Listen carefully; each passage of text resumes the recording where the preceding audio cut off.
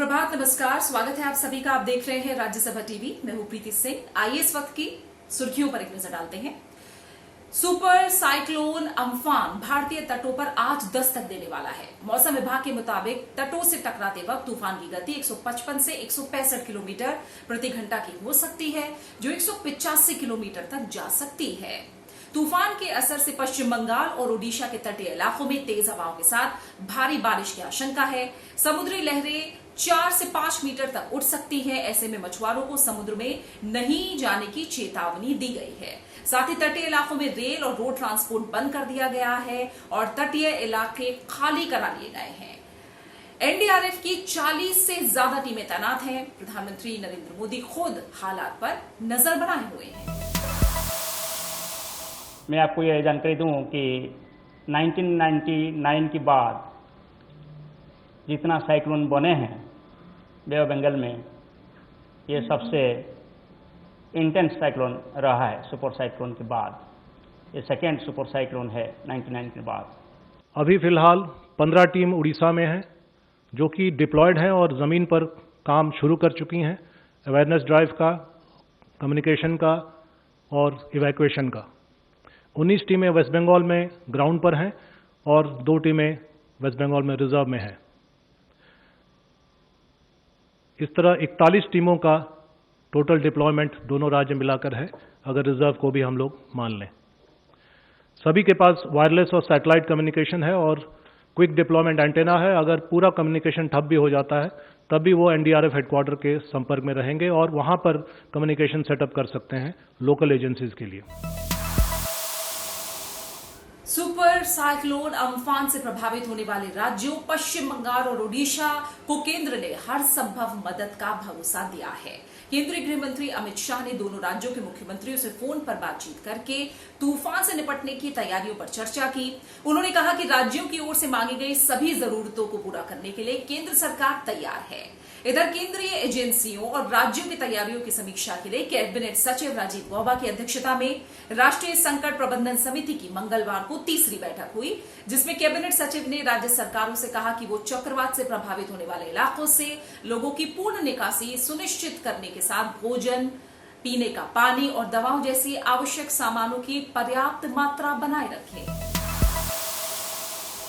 लोकसभा अध्यक्ष ओम बिरला ने चक्रवात अम्फान के बारे में प्रभावित क्षेत्रों के संसद सदस्यों से बात की।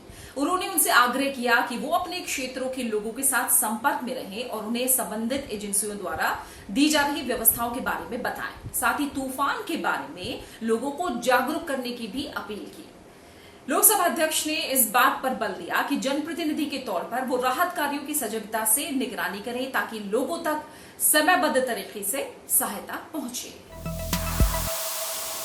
लॉकडाउन 4 में दफ्तर और कार्यस्थल खुले हैं। उनके लिए स्वास्थ्य मंत्रालय ने कुछ जरूरी गाइडलाइंस जारी की हैं।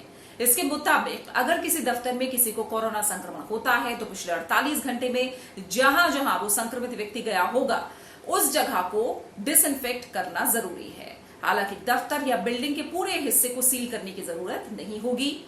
दफ्तर में कर्मचारियों के बीच दूरी बनाए रखना जरूरी है। बैठने की व्यवस्था में 1 मीटर की दूरी अनिवार्य की गई है और मुंह को मास्क या कपड़े से ढककर रखना होगा।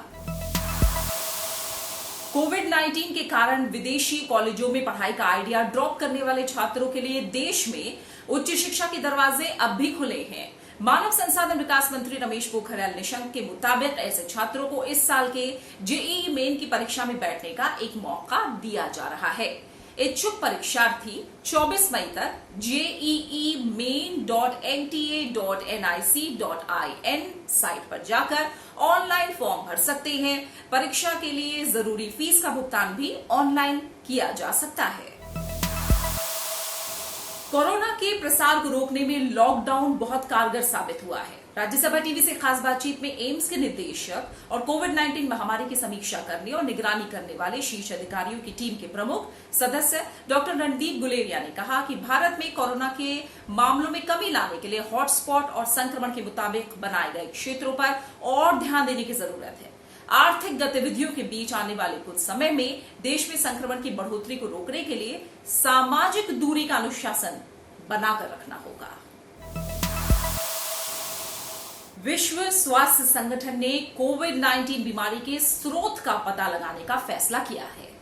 जिनेवा से वीडियो कॉन्फ्रेंसिंग के जरिए हुई बैठक के बाद आम सहमति से पारित प्रस्ताव में कहा गया है कि इस बात की जांच की जाएगी कि कोरोना वायरस का स्रोत क्या था और ये जानवरों से इंसान में कैसे पहुंचा। क्या इसके बीच में कोई कड़ी थी? प्रस्ताव में साफ किया गया है कि यह जांच एक वैज्ञानिक जांच होगी जिसका मकसद भविष्य में SARS-CoV-2 वायरस के संक्रमण से इंसानों और जानवरों को बचाना होगा। इसके साथ ही WHO ने कोविड-19 से मुकाबला करने में संगठन और अन्य देशों की भूमिका की समीक्षा और जांच करने पर भी सहमति जताई है। इसी के साथ सुर्खियों में फिलहाल इतना ही। नमस्कार।